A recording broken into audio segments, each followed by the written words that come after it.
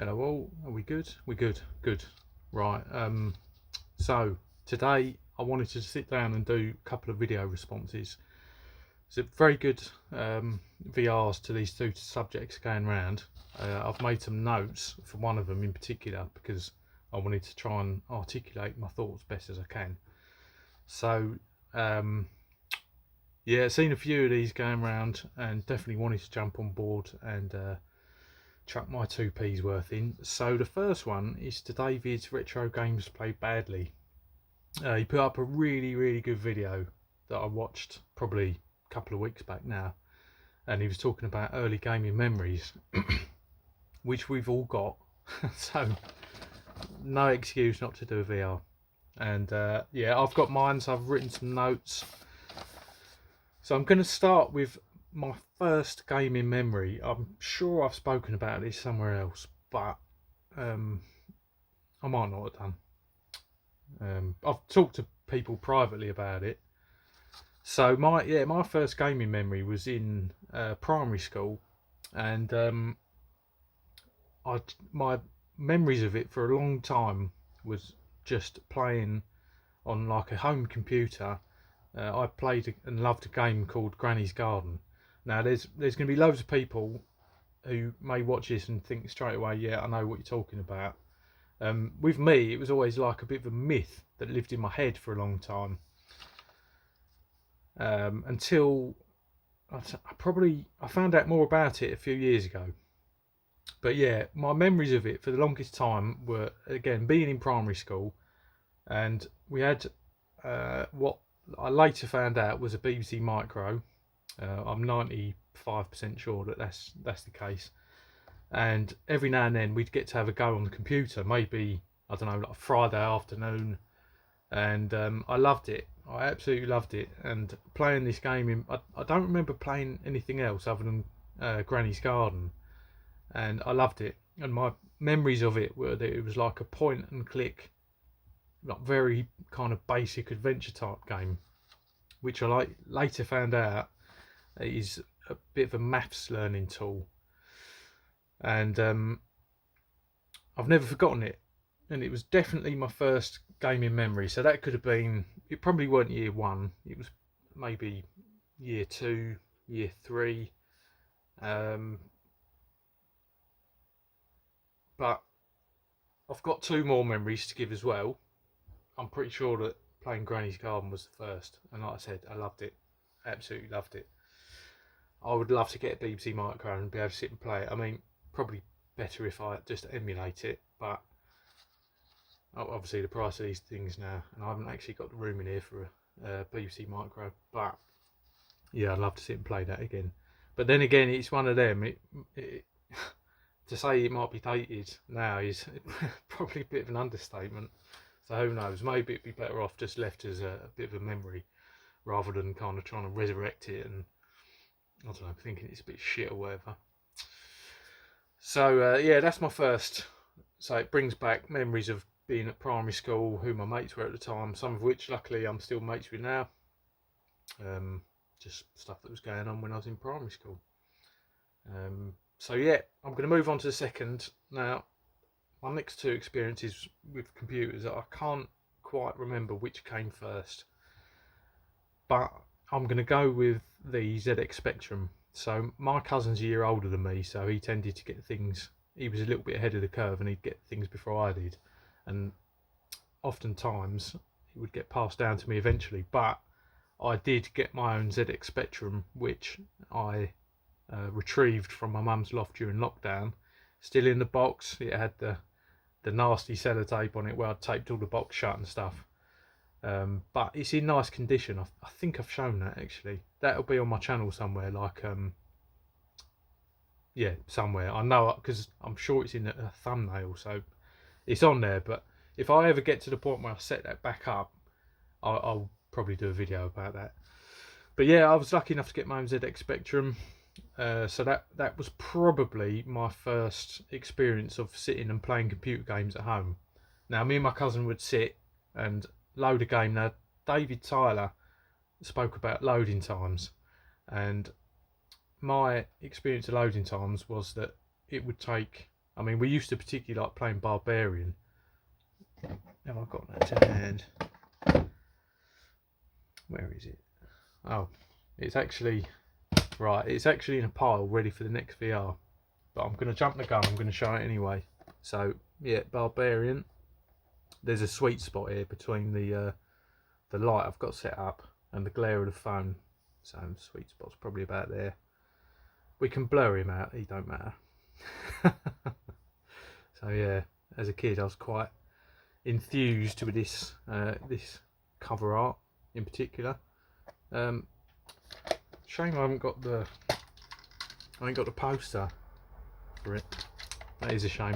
I think this came from a car boot when I was a kid.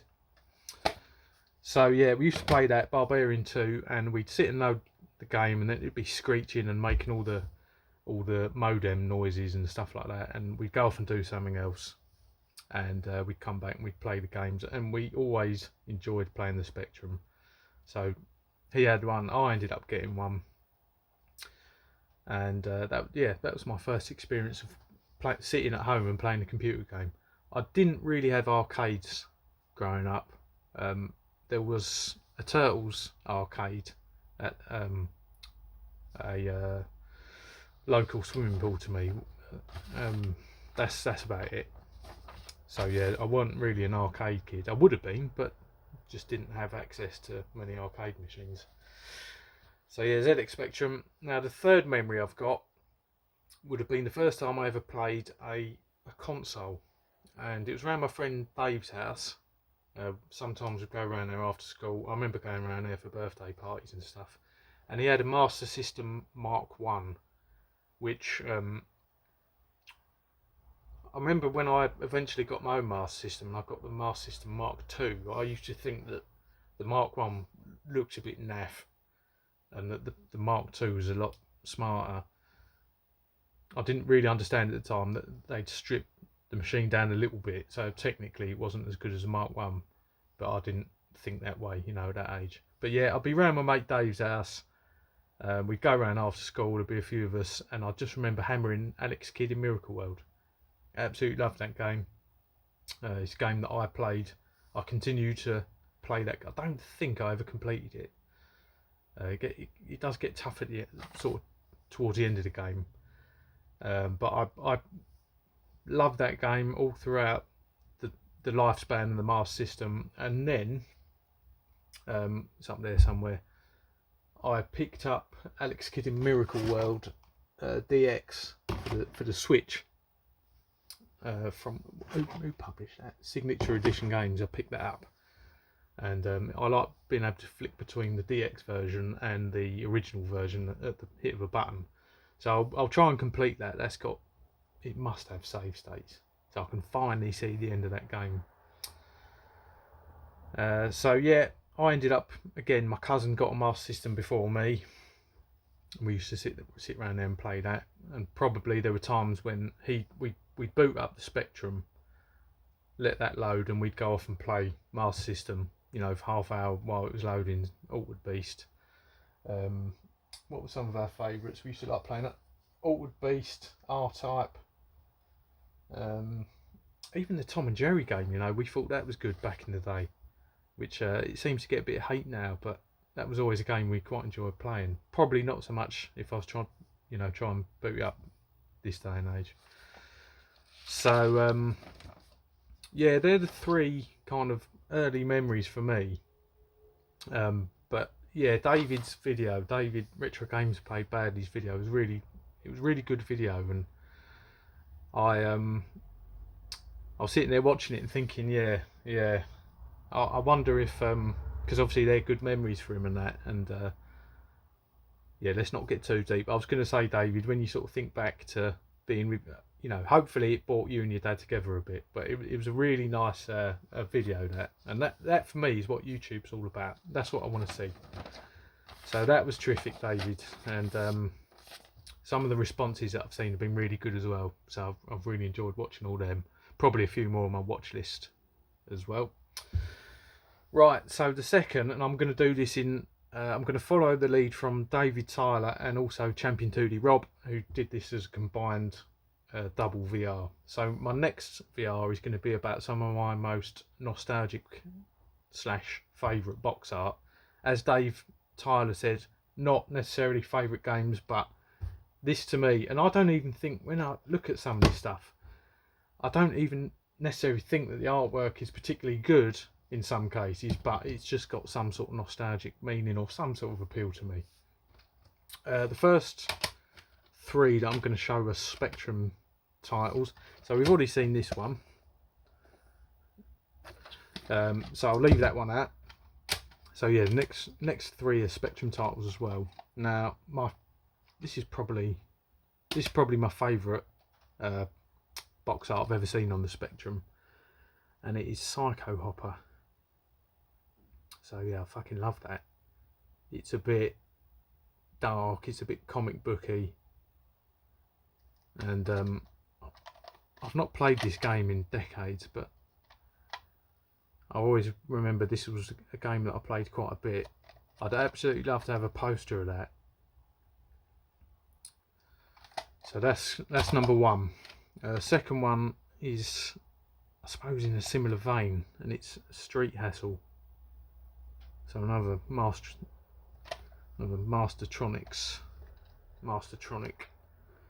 So yeah, I love that cover art. It's a bit of a rampage, kind of a bit of a Streets of Rage / rampage vibe to that. Streets of Rampage. There we go. So yeah, I love that one as well. Right, then we've got Hit Squad. It's a Hit Squad title on the Spectrum, and it is Yi Ar Kung Fu. I've heard someone talk about this game recently. It might have been Russ. Yeah, I love that as well. So when I look at all my Spectrum cassettes, these are the three that I sort of tend to pick up and just admire the artwork. Again, love to have posters of them. So right, moving on to a few Master System titles. Now the first one is Ghouls and Ghosts. Now I love the artwork to that. You can definitely argue the Mega Drive version's better, 100%, but this is the version I played as a kid, so there's a bit of nostalgia here, but I just love the simplicity of that, and just the colours are vibrant. It's the era of Master System cases where it's the bigger grid and you didn't have the logo on the side. Unfortunately, you just got a font. But I actually really like this era of Master System case, and hence my second choice is Rampage. Actually, I've just contradicted myself because this one does have a logo. This is one of the smartest looking Master System games, I reckon. Absolutely love this. This is one of the games that I used to play Master System a lot with my cousin, and my other cousin, his sister, she'd even play this. So got loads of memories playing this. I think this is a good conversion of the game, and I particularly like that artwork. I'd love to have a poster of that. So that gets in my, I don't know if there's 10 here, might be just shy. I've tried to not stick to one console here. Right, the first Mega Drive title I've gone for, this could be a bit controversial, but it's Michael Jackson's Moonwalker. Michael Jackson was my first, Michael Jackson was the first music that I got into as a kid. The film, but also the album Dangerous. That was the first piece of music I ever bought. Woolworths 1992, and I've still got it. Still got the cassette.